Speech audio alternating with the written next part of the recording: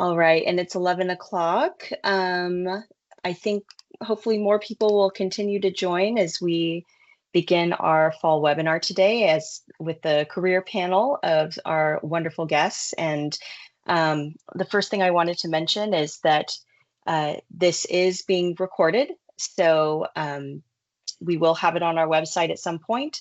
And so that our viewers who were not able to make it today will have access to this event and can listen to all the great questions and answers being given today.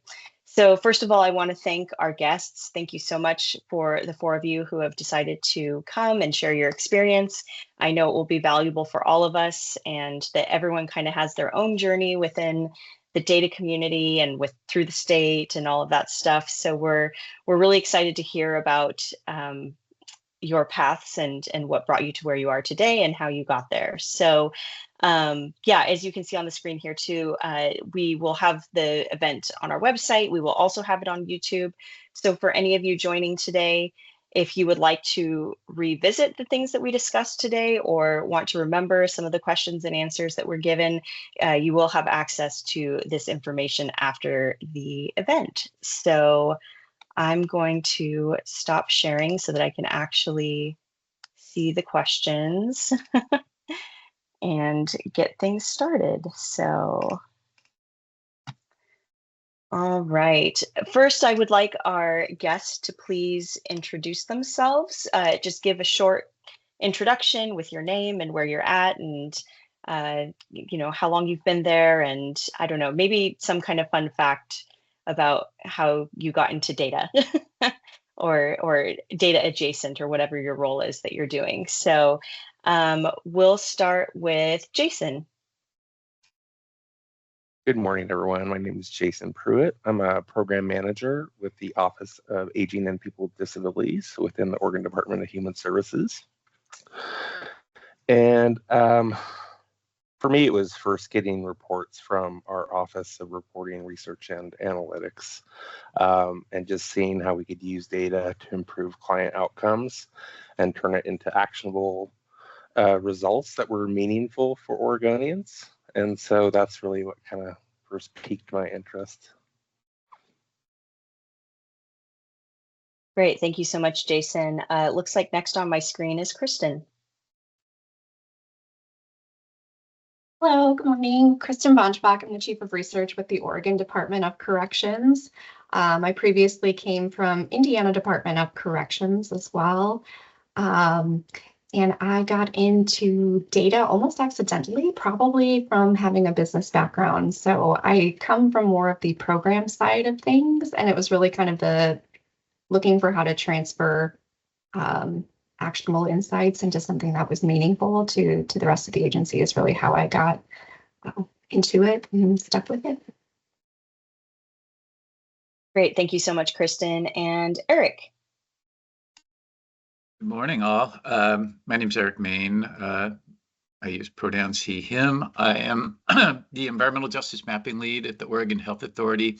I also lead the methodology work group for the development of the Oregon Environmental Justice Mapping Tool. I've been with the Oregon Health Authority for nearly 15 years now. And prior to that, I was an urban planner. So my background's in geospatial analysis. So pretty much everything I've done for the past 27 years has been data-driven. Great, thank you so much, Eric. And last, I'm so sorry, I forget how to pronounce your name. I know we met at the SORA thing. If you could introduce yourself. Sure. Yeah. Good morning. My name is Jiguang Zhao, and I'm the State Traffic Safety Engineer at the Oregon Department of Transportation.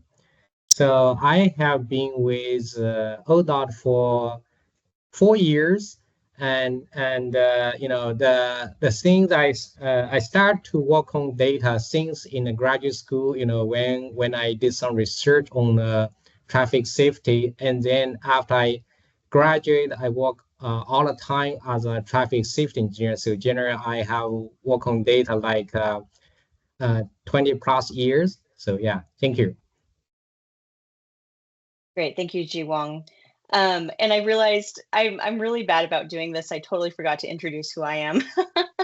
Facilitating your meeting today. I do this all the time at the orchestra events that I facilitate too.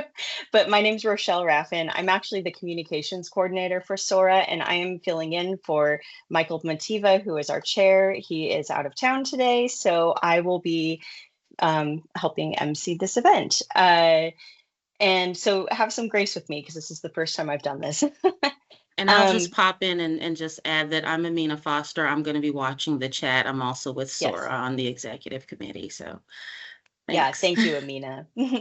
So yeah, we definitely had several questions that were submitted to us in advance through the Slido. So thank you to everyone who did that and upvoted different questions.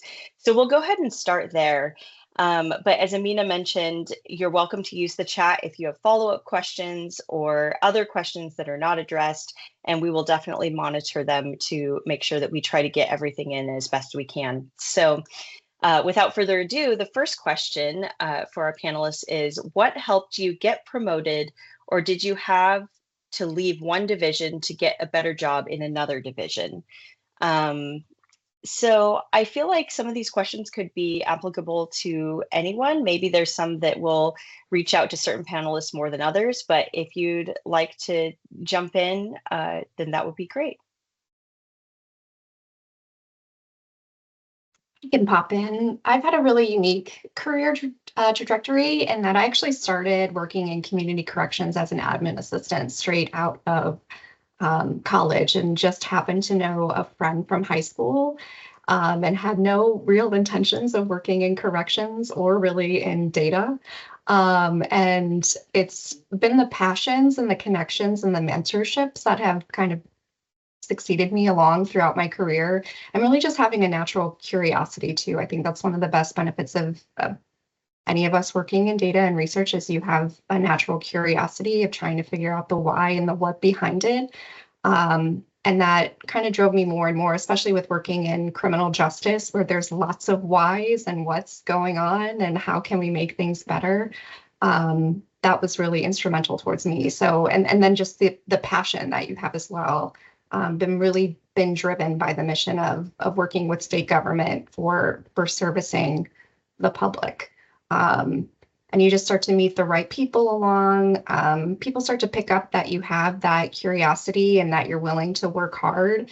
And you just kind of keep going from there. And so I started as an admin. I went into some program management. I took a turn with the state budget agency in Indiana as well.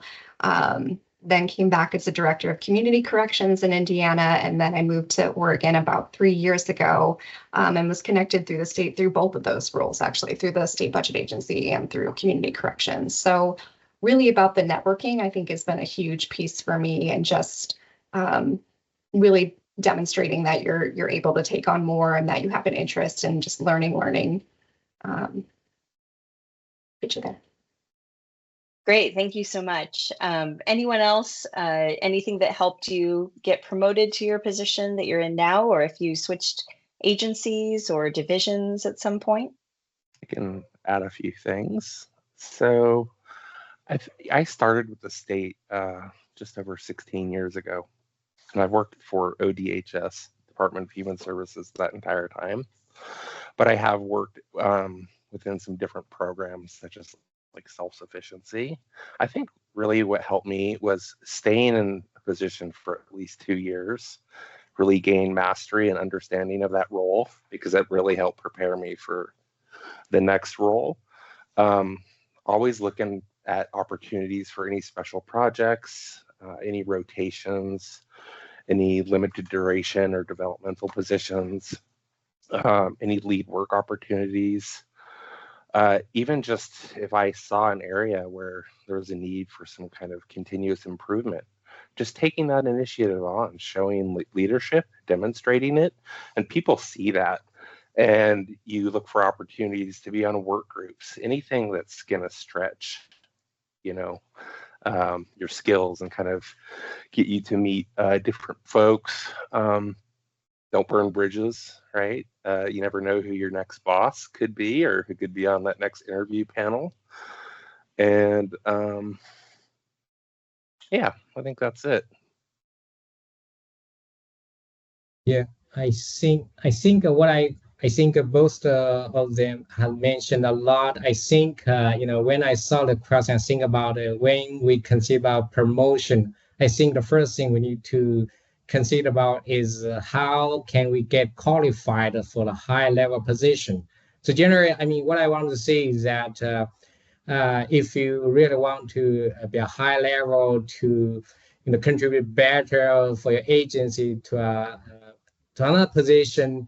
And I think if you just have what you have for the current position, maybe that's not enough. So generally, you need to get prepared to be qualified for a high level position. So only when you have the skills and techniques, and you can, when there's an opportunity, you can take it. So, and also for, whether you need to do a different division, I think it depends, my understanding is depend on what kind of work, for us, maybe like a more technical position, then it's less likely that you transfer to a different division because that's something totally different. And, you need to start from the beginning and learn everything. And maybe it's more likely that you stay in the same division and get promoted to a high level. But, that can be different for different industry. Yeah, that's what I want to share.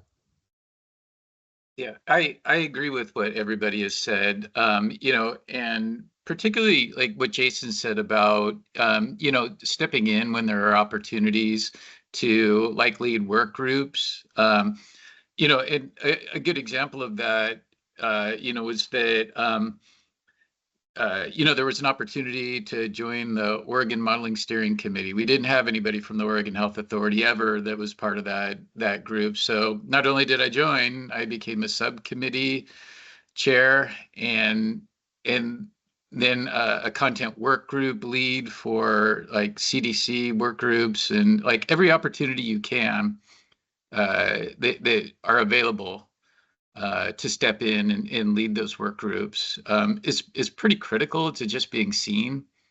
And along the way, there's like a lot you don't know at first, but then you just pick up those skill sets as you go, and before you know it, you've got a pretty solid resume behind you. It just takes time to get there. That's great advice. I think all of that was very sound. And actually, to follow up with that, it sounds like what you were saying is getting involved with steering committees or other places where you can be seen. I'm just going to add a little sub follow-up question to that first one. Do you feel that networking maybe is another big part of being seen and getting your name out there and helping to get promoted or cross agencies? Has anyone experienced that has been helpful?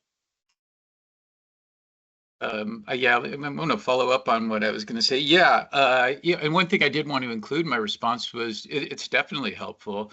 I think like before I even began the role that I'm in, I had worked with a large percentage of the natural resources agencies. So I had contacts at DLCD, a lot at ODOT, Department of Energy, and then some like local agencies like, Multnomah County, Washington County, Metro. But yeah, as many people as you can become familiar with in your work. I think that there's a level of trust that's built, when you do that, not just within your own agency, but like throughout other agencies. When they see you, they recognize you, and they know you, and they can work with you. I think here I want to add maybe another kind of networking. So generally for our industry, because there's also some technical network like, Transportation Research Board and ASCE and Institute of Transportation Engineer ITE. So generally, and also from national level, we have a lot of like research program. We can join this program to be panels, select to provide guidance for this research project, so that you can you can, first you definitely can contribute to the research project, and also it's kind of also learn something new in the same process. So I think network screening, networking is what my part is a technical networking. It's also important so that it can make you different with others, to make you like subject matter expert in the industry and in the country. Yeah.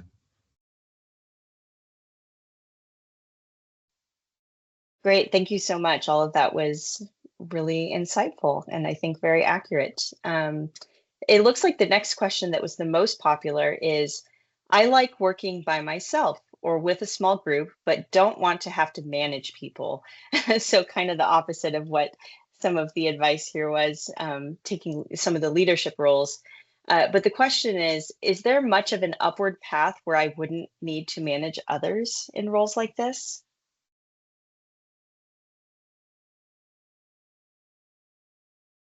I think even if you don't directly supervise folks, you're always going to have skills on how to manage people, manage personalities, different communication styles. People have different ways of thinking and perceiving, and so it's kind of unavoidable. And recognizing the role too of like people's different lived experiences or their culture, their background, all of that.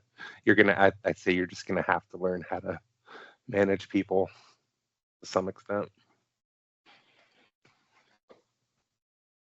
I want to add a little bit beside what Jason added. So generally, I mean, basically, maybe it's like first, I think follow us come from different industry, but something can be a little different. So generally, I can share something about when I was had my first job in a consulting company. That company has two different paths for your career development. First is like a project manager, from the engineer to be project manager and a high level. Another is more like a technical part. So generally you can be promoted. Our company has the technologist professional, which is a very high level position. Like most people like 15 plus years of experience can only, like company-wide, like several hundred people have that kind of position with a company with more than 10,000 employees. So generally, it's a very high-level position. But it's for. I mean, what I want to say is that depends on how you define the success career for yourself, whether you prefer to grow technically or you administrative roles you want. So generally, I think you can, and also depends on what kind of industry you are. But I agree that for other industry, maybe you want to contribute better, you need to know the skills, how to manage people. So not only you work directly, you can also guide other people to work, so that it's with that you can contribute better. Yeah. I'm not sure how it works with anything in private, but I would say in the public sector, it's almost unavoidable with just with the word public. I've spent the majority of my career actually not directly supervising people. So it is possible to be in positions where you don't have direct supervision others, but I think as Jason and others have said, your impact is still there as well. Where I was still having to work directly with other agencies or with other individuals. I mean, the whole purpose of what we're doing, whether it's a report or an insight or research, is that you want to be able to make something usable and transferable for someone else to absorb. And so in order to do that, you've got to reach out with the networking, being able to talk to either constituents or to customers or to other agencies and figure out what's useful and what's valuable to them, and what language do I need to kind of adapt in order to make it more palatable. as well. Kind of mentioned between, I came from Indiana to Oregon, where it's very different environments, where the word evidence-based practices was not well loved there, but data-driven decision-making was. And you don't really learn those nuances unless you spend a lot of time kind of taking and talking with others. But I think with direct management, it's not as scary as it seems either. Being able to have the influence and you're being able to believe in your own skills, you have the smarts, you have the brains. Believe me, if I could spend all day locked in a closet not talking to people most days, I would do it, but that's not beneficial. That's not real service either, for it's not beneficial to me, it's not beneficial to others, and it's not really what the mission or the goal is all about. And I think you can certainly find some balances with it as well, but I would say it's also not nearly as intimidating as it may come across. It's wonderful to be able to work with people and connect with people. Yeah, so whoever asked that question, for me, you're preaching to the choir here. Just the idea of managing people to me sounds dreadful. And I lead a team of data scientists and subject matter experts, but it's a collaboration. I don't like to think of myself as like a leader in the role, just somebody that, kind of facilitates and organizes ideas. But like taking a management path for me, it was that's a non-starter. So I appreciate that question.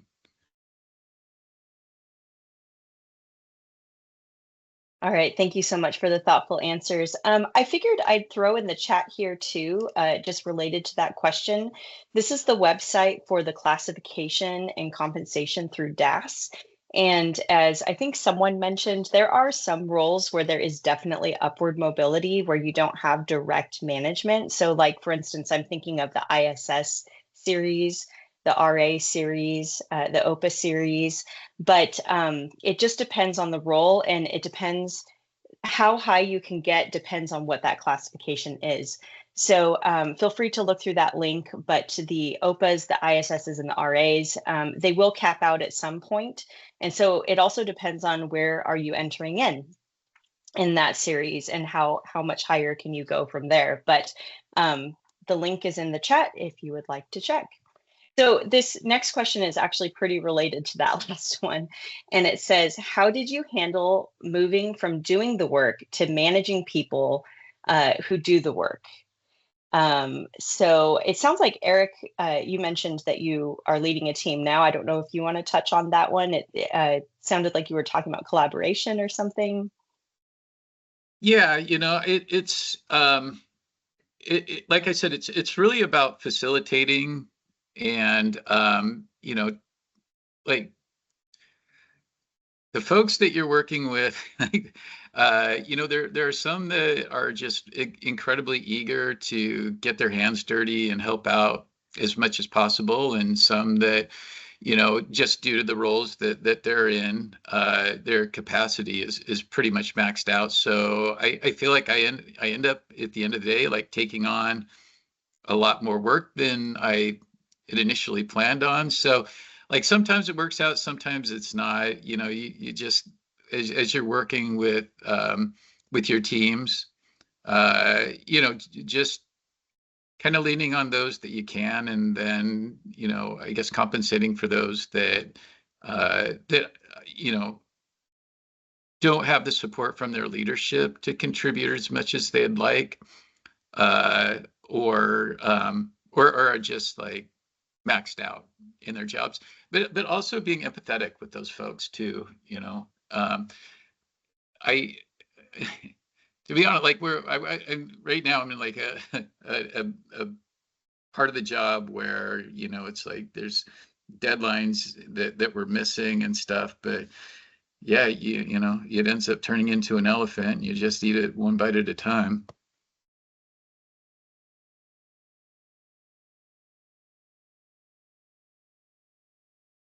Anyone else want to pop in? Oh, sorry, go ahead.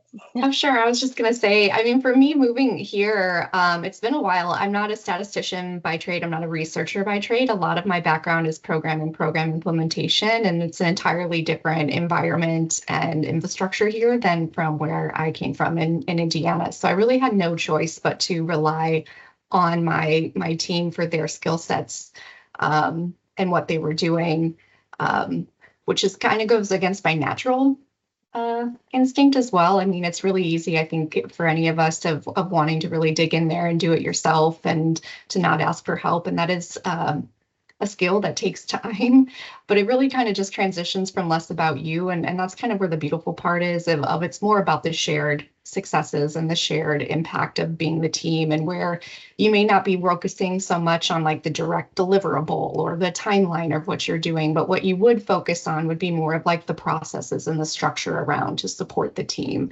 You know, how do we remove barriers? What is the process or procedures? That's what a lot of things that we needed, where we may not be the expert in what specifically was going on with each system here, but it was a lot of how do we make the most of these systems? How does this work from A to B? How do we make this simpler? How do we make this better? And spending a lot of time of really nurturing just the structure, the processes, the procedures, and just does everyone have what they need? And how do we remove those barriers becomes really critical there. So you're still working, just not necessarily directly on the reports, but I think the habits of wanting to take over some of those things are kind of always there, but it's just your mission shifts. And it looks like we have a question in the chat about how much statistics knowledge do you need for a research analyst position? So maybe an entry level, like an RA1. And it looks like Rochelle put on the class and comp website, there are descriptions with minimum qualifications for all of the jobs, but maybe if some of you could speak to the research analyst role, or even just a technical role, how you might come about getting some of that beginning experience, or what the avenues for that might be. How do people segue into getting statistics knowledge if they're not a statistics person and they're not in a job that has that? How would people look for opportunity to grow aside from talking to their manager?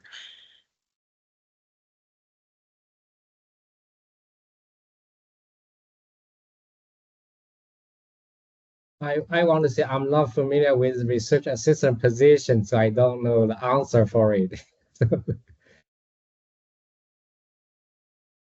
I'm happy to. Go ahead. No, go ahead, Eric. Oh yeah, no, I'm happy to chime in on that. I had kind of a rudimentary, like the foundational, coursework in stats. So, I had a fairly general understanding, but when you're at university, it's really difficult to know which stats you're going to need once you get into the job. So, I'd say it's kind of helpful to do refresher courses. Sometimes those are offered through conferences, depending on which conference you're attending. But other than that, I would say like Google's and YouTube are awesome resources, because you can really like dig into the specific statistics that you need to work through. And a good example of this is like one of the more complicated ones are like geospatial statistics, right? Because like so much data that you need to like go through just to identify like how clustering occurs. But I guess if I'd say a starting point is just get familiar with factor analysis.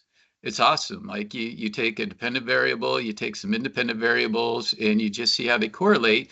And then you do a little research to see what those correlations mean. You start looking at your R-squared values, and I don't want to go down the road of statistics, but that's the place that I would really start, and then just build up from there.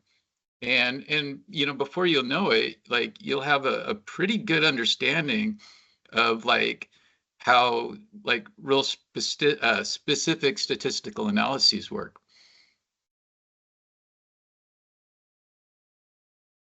And it looks like in the chat, someone also put in, Colleen, the Oregon State Library has a lot of resources, including O'Reilly, at no cost to state employees. So people, if you're a state employee, you can sign up for an O'Reilly account at no charge. So that's a wonderful resource as well.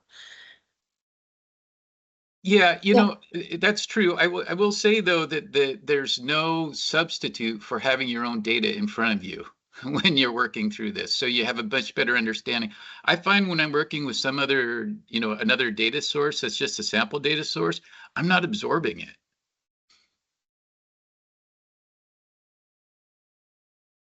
Yeah, I concur with a lot of that as well. There's so many different resources to get a basic understanding, where I mentioned I'm not a researcher by trade or even a statistician by trade, but I have a business background where I had already the foundation of statistics and math just as being part of that.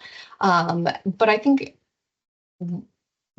especially from hiring and even in my own career, the willingness to learn is critical. There's tons of training opportunities and things that can happen even beyond where we just kind of talked about, shifting the mission is to being about supporting your team and removing barriers, where investing in training resources. And it's always meant way more to me for somebody who may not have the actual expertise, but maybe has more of the hands-on or the programmatic kind of experience, where the technical skills are, in my mind, usually a little bit easier to learn and adapt to. And there's lots of courses and lots of opportunities to get though. And the practical experience is usually a little bit harder to grasp, especially in my area of working in criminal justice too, where there's a lot of nuances, but probably the same in any field that you go throughout state government, that it's always a balance between the expertise of the technical side of skills and what's actually practical from the programmatic side. And it's really kind of a toss up. But what's always worked for me in my hiring practices is who's willing to learn. If there was a gap on one side, do they recognize that that gap isn't here? And what are they willing to do? What initiatives are they willing to take to make up for that?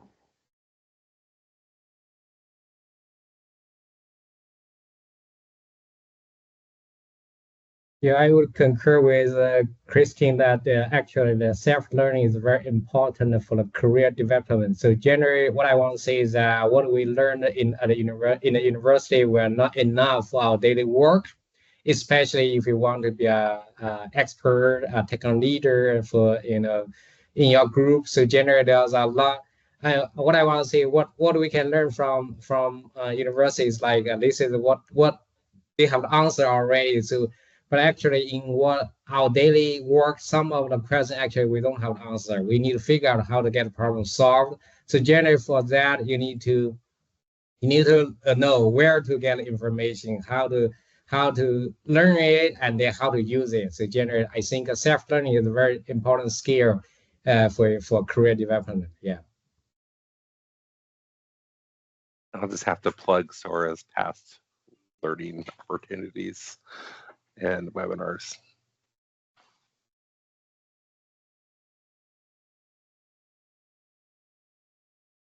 Great. It sounds like maybe that was the conclusion of that question. Great question, great answers. We'll move back to the Slido questions, and it looks like the next one is, how did you handle moving? Oh, nope, that's the one we just did.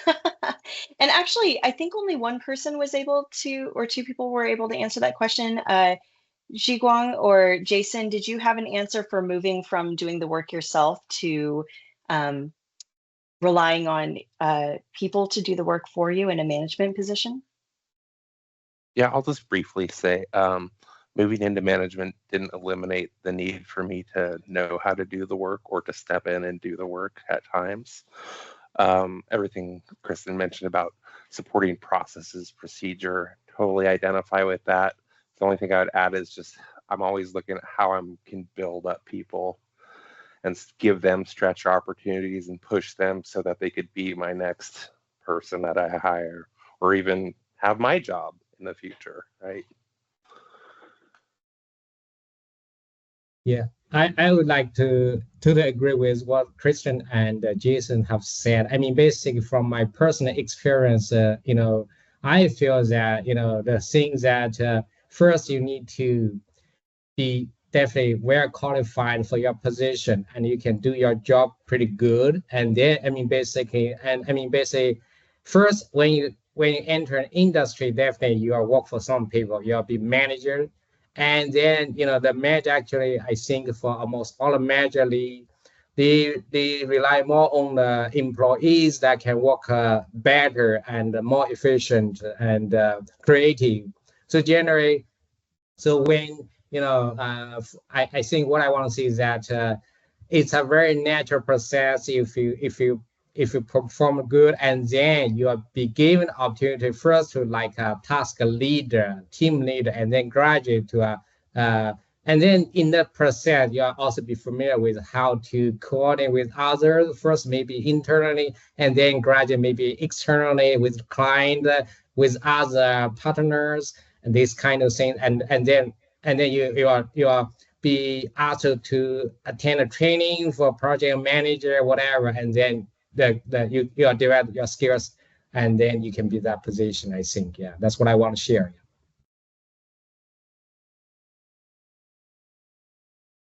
Wonderful. Thank you so much. And moving on to the next question, it is, do you know if there are any volunteer opportunities or training within the state to get exposure to different areas of analysis? So for instance, health data versus financial data versus, there's so many, especially with data is everywhere. You could be in, Eric mentioned geospatial. So they're wondering if there are any training or volunteer opportunities with cross data training.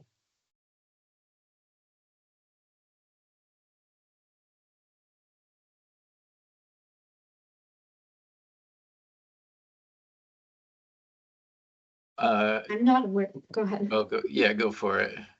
I was going to say, I'm not aware any, but that's also something that sounds wonderful to work on as with an initiative, where I would say probably it doesn't exist just because there hasn't been a lot of reach out or coordination about it. So if it's something that's interesting, we've talked a lot about networks and connections of how can we build those subgroups and bring those ideas in play. Health data is tricky because of the sensitivity of the data. So, like if you were, if you were looking, working with health data, you would really need to be within Oregon Health Authority, and then you could get on a job rotation. Because there are a lot of data use agreements that you have to sign before you start working with data and aggregating it in ways that are probably meaningful to the projects that you're working on. A lot of our data right now is aggregated at the county level. There's not a lot you can do with those data. But yeah, so that gets challenging. And I at this point, I can really only speak to like Oregon Health Authority data, although we do work with a lot of data from other agencies. But yeah, like as far as volunteering, it would come more from a job rotation. Yeah, what I want to add, actually, what I work is not health or financial data. I work on cross data. So generally, I mean, basically, I think maybe more like, there's a lot of like webinars, seminars. So generally, in that case, a lot of information will be shared, like how the data will analyze and what's what tools have been used. I'm not sure whether there's any volunteer opportunity for analyze the data. Yeah, but if people are interested to learn how to, how to analyze the data, maybe there's some webinars they can attend for that purpose. Yeah.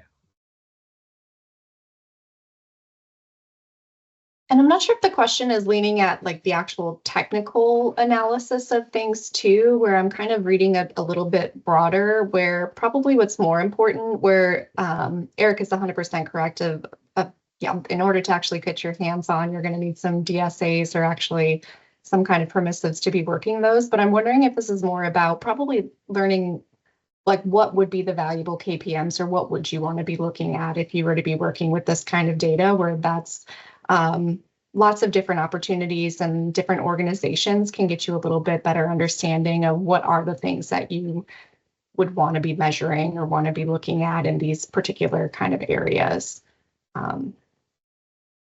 Yeah, and I would like to add that this is one of those areas where it's really advantageous to be in school, because there are quite a few internship opportunities that come up, and you can get on a data sharing agreement, through an internship or through a fellowship.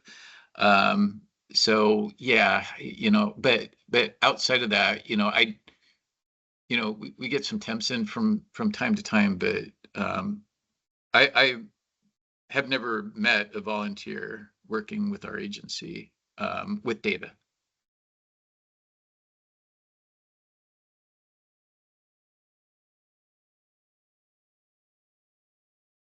Jason, are you going to plug SORA again? Well, no, I'm just thinking I'm not aware of the specific volunteer opportunities related to data analysis. There is a state volunteerism website where people can look for opportunities. I would just say, in addition to the like informational interviewing, maybe, or looking for some job shadow opportunities might be a good suggestion for folks if they're interested in seeing if they're interested, right?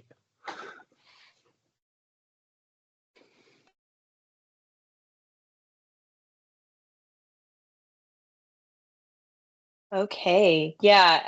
I was going to say that, these webinars, again, are a great way to get exposure to different industries. We really try to have a variety of different types of professionals.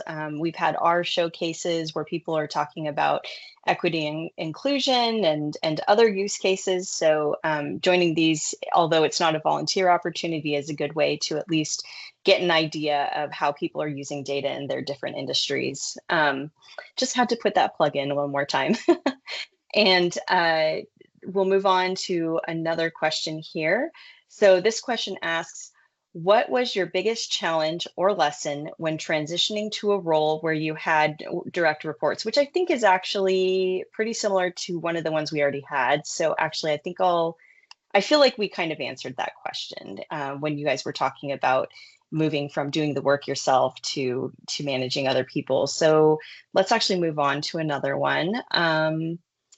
Let's see.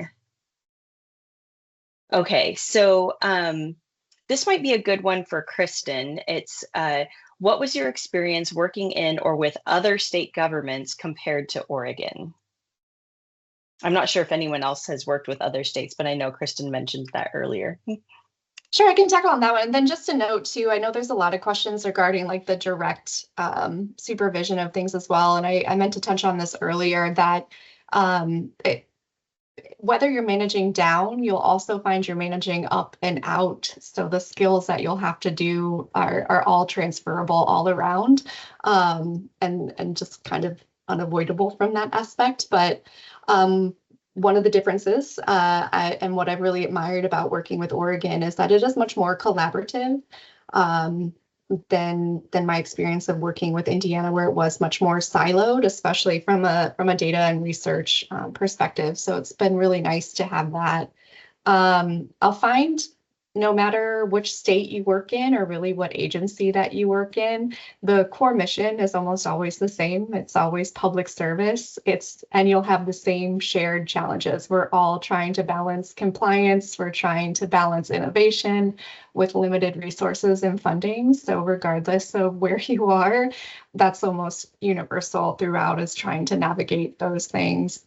And they'll obviously, Indiana is very, very different from Oregon, as I mentioned. There's some nuances of what's important politically, what the climate is like, and so really learning how to best adapt and how to best transfer information that's important for what their goals are. I mean, politics are virtually unavoidable if you're working in state government, but it doesn't really matter. It's more just kind of tailoring and the nuance of what's important of the research is strong, your data is strong, and how does this translate into what we want to do as a mission? How does this best serve the public? How is this best for the taxpayers for your state that you're in?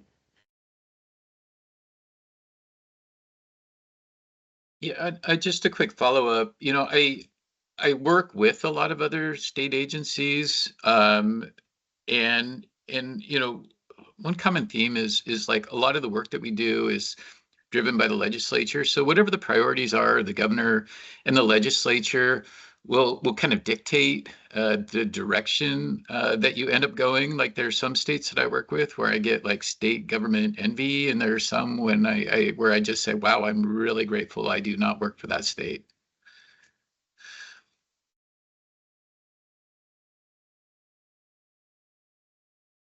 Anyone else? Jason, have you always worked for a state of Oregon, or have you worked for other states? Yeah.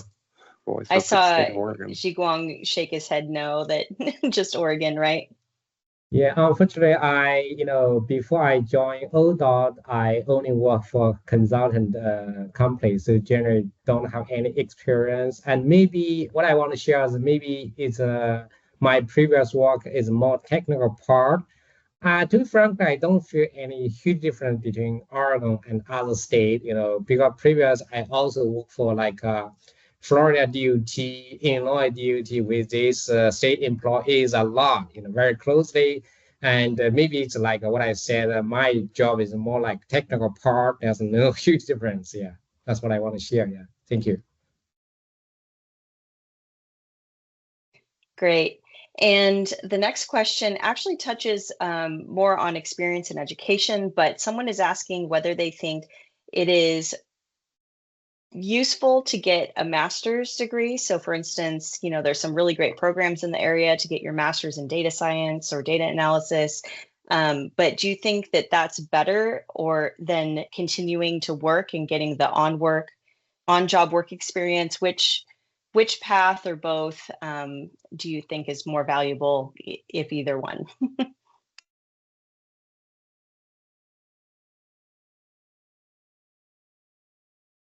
I can go. I'll go ahead. You first. Master's in data science is definitely the easiest path to get there because you're establishing a foundation. You have opportunities in a master's program that you won't get at the state level when it comes to like time, where you're in a group setting and you're all working towards the same goal. So, it's unfortunate, in some ways, but that honestly, it's the best way to get a foundation.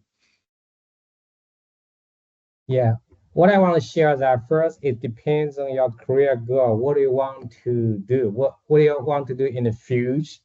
And also it relies on what do you want to get from the education, where you only want to get a degree from there, or you really want to learn something, and if you really want to learn something, I think to get a degree can be the easier way, because you will be, you learn from some people together, you have the professor to teach it, which is the more time saving as compared to if you want to learn later, because if you want to learn yourself, you need to figure out which to learn, and also you need to, beside your daily work, you need to find a time to learn for it. But if you are like you want to get a degree, then okay, that this semester I must finish how many credits, so I must find a time to get a learning done. So generally, I think that's the benefit to if you want to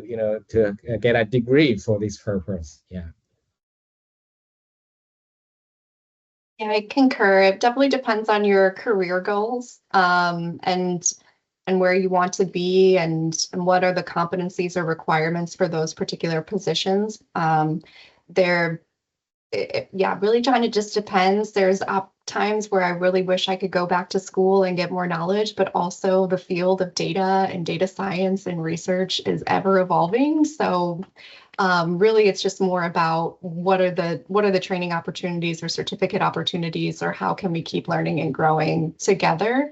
But I don't think that, for a person like me, it's not necessarily going to set you back from moving forward if you don't have that experience. But there's definitely certain things that I wish I'd had. And what's really critical is wherever you go is really, being transparent about where you are at your level, and then leaning on the people that are around you to help fill in those gaps, and making it more of a collaborative kind of effort to ensure that you're providing, producing, and the best results and best projects that you've got. But I think that's a real personal decision. I think the more that we look at trying to make equitable and fair practices, that the competencies and requirements are going to be key in order to get there. But it's really up to you on how that would best work. Yeah, echo that it's very personal decision, depends on your circumstances. I worked for the state for over a decade and then went back and got a master's degree. So, consider that timing may happen at a different time. For me, it didn't make sense early in my career with kids and all of that, but then they got old enough and it did make sense. Executive Master Public Administration, which was great because it was for people who had at least 10 years of experience in state or local government or nonprofit. And I would say, education, it doesn't change anything, but it changes everything, right? And it's one of those things they're not going to take away from you, your experience, the foundation, the skills that you learn. And really just, I'm still friends with people that I went to grad school with and had experiences with. So definitely never think education's a bad idea. Yeah, thank you so much. Moving on, we have 9 minutes left, and I still have several questions in here. We may not get to all of them, so I'll apologize in advance if we missed any of the questions in the Slido. But we'll start with this one. This one says, how is DHS or OHA, but I'm going to go ahead and say whatever organization you're working with, becoming more inclusive of experienced workers who want to work more years and addressing age bias in Workday and other AI screening tools?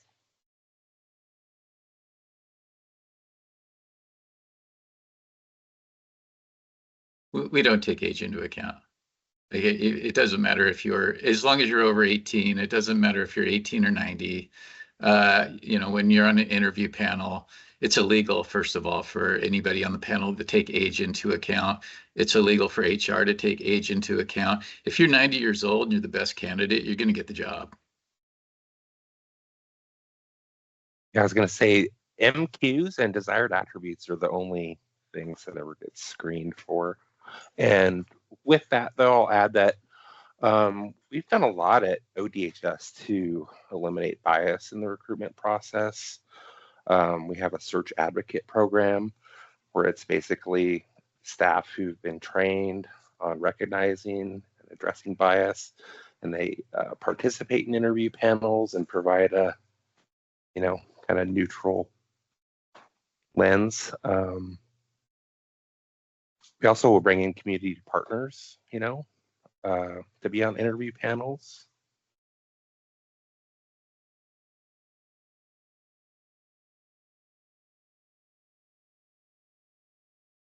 All right, moving on, we'll go to the next question. It says, I've only worked public sector jobs, so university, government, etc., but am exploring a career change into consulting. Any advice on getting a private sector job?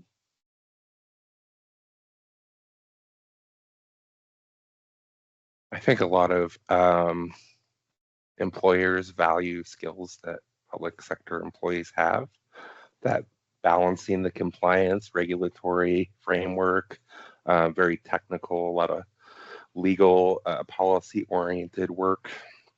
A lot of the work we do has very tight timelines, high visibility, a lot of project management skills required. We have to work with a lot of really diverse teams, other interested parties, other governments, other agencies, entities, and all that public engagement. I think just highlighting those transferable skills would be your best approach. I 100% agree with that. I came from the other direction, from the consulting side into public service. And, there's a skill set that you learn working in the public sector that you don't have access to working in the private sector. So yeah, highlighting that, there's a lot of value there. Yeah, I think, for our industry, actually, the difference between public side and private side, I think there are some different, but I think the difference are minor. The thing is really you need to have a skill set and experience for different project. I think what I can think about the maybe from the public side, maybe you also besides the current project you're working on, maybe you're think about is a little more than just this project, because you need to consider the whole program, how this project will benefit the whole program to ensure that other program also goes well. But for the consulting and private side, maybe okay, the most thing you can control is the project you're working on. Definitely you can provide your recommendation or whatever, and also maybe from this project you can get prepared for other, for example, some data prepared for other tasks, but mainly what you work is more limit on your project. I think that maybe like a thinking style is a little different from private, between public and private side. And I think definitely the experience you have from the public side will benefit you when you apply for a private side position, because looks a lot more like you have a global view of the program, so you can think deeper and can bring additional thinking for the project. Yeah. I would also say, well, go. I was just going to say one more thing. Just prepare for the work-life balance to become more blurred in the private sector.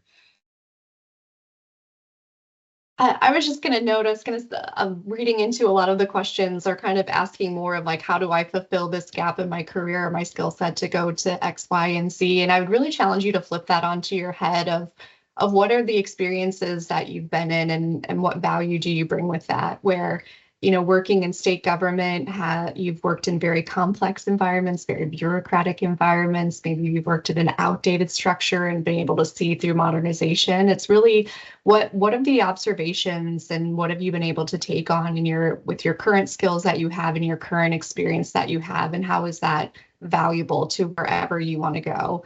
Because I guarantee you have a lot to bring just based on who you are and where you are today. And that's the whole purpose, is that we want diverse employees and perspectives and people. So I think it's really more about identifying what you can bring to others, and less about how to mold them or what you might need to be appealable to them. Okay, and I think we have time for one more question. I'm actually going to skip down to this one because I feel like we kind of touched on this as far as asking about like master's versus work experience, and there was some really great advice given with that question. But what helped you personally gain the most knowledge in your field? Do you feel like you gained the most knowledge through education, work experience, mentoring, or a combination of all three?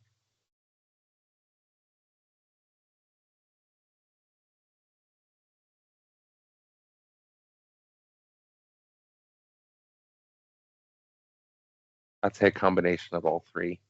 Education is great, provides a good foundation. Theoretical framework gives you different lenses or models that you can apply, but then the work experience gives you the actual, rubber meets the road. This is what it takes. And I think for me, both those just help me get to a point where sometimes I have to just lead through ambiguity, because at that level, don't always have all of the answers, and sometimes it's kind of like we're building the ship and trying to float it at the same time. So I think they're all important. I'd like to add one thing to that. I'd like to flip the mentoring thing over. It's great. Like, you will have mentorships or mentors in your life, but it's how you mentor others where you gain a lot of experience. I think it's really helpful. Yep. What I want to add is actually I also agree that all three are extremely important for your career and to get the knowledge. And maybe for education, I think nowadays we cannot say anymore that our education at the college level is enough. So general education is more like you keep yourself educated continuously even after you start to work, whatever position you have. You need to know what you need to learn, and also you need to learn. You also need to find a time to learn and then use it for your career. And definitely mentoring is important. I think a part of it is because the mentor can save your time to develop your network, to bring some opportunity for you so that maybe you can, when you compare with your peer, you can be a better position. Yeah.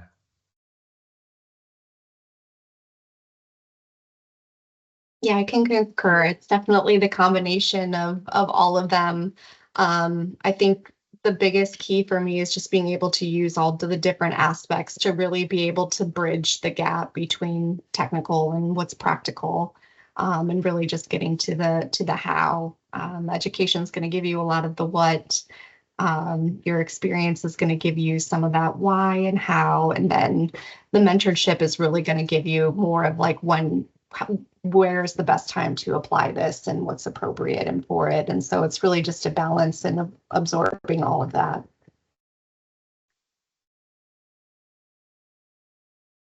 All right, I think everyone had a chance to speak, and we are 1 minute over time. I apologize for going over. I know everyone's probably eager to get to lunch. I want to thank our panelists again so much for joining us and sharing their insights. Thank you to everyone who's attending. And again, I just want to remind everyone that this is being recorded and we will post it to our YouTube and website afterwards. So thank you so much, and I hope you all have a wonderful day. Thank you. Thank you. Bye.